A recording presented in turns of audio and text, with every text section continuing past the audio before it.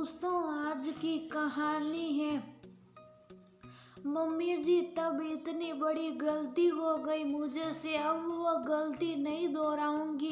दोस्तों, कहानी शुरू करने से पहले अगर आपने हमारे चैनल को सब्सक्राइब नहीं किया हो तो कर लीजिए ताकि आपके पास पहुंच सके हर नया वीडियो।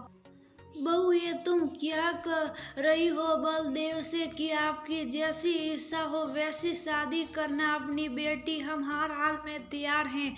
सुशीला जी और गौरव एकदम से रमा के उसके होने वाले समधी समधन से फोन पर हो रही बात को सुनते हुए तमक कर बोली, मम्मी जी मैं बिल्कुल भी गलत नहीं कर रही हूँ। रमा शांत स्वर में बोली, और हाँ गौरव, आप भी सुन लीजिए, बेटी वालों से किसी भी प्रकार के लेन देन की बात नहीं की जाएगी। बहू, ऐसा क्यों कर रही हो? क्योंकि मनुष्य की शादी में तो सब कुछ तुमने समधी जी से कहा था कि हमारे यहाँ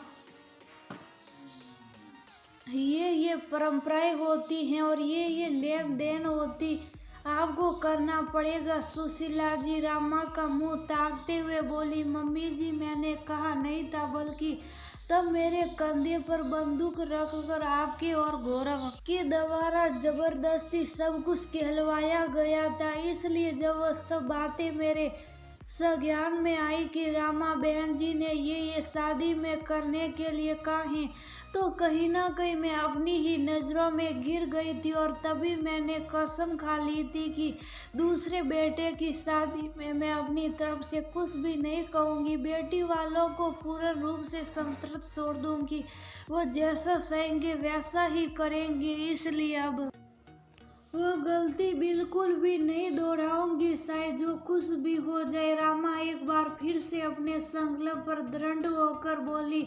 रामा के बड़े बेटे की शादी में उसके सास ससुर से जबरदस्ती उसके पति और सास ने सारी लेन देन की बातें उससे ही कहलवाई थी। उसने मना भी किया अपनी तरफ से, लेकिन तब उससे यही कहा गया कि तुम नहीं कहोगी तो कौन कहेगा ये सब कुछ, क्योंकि सबसे ज्यादा बातें समधी समधन से तुम्हारी ही होती हैं।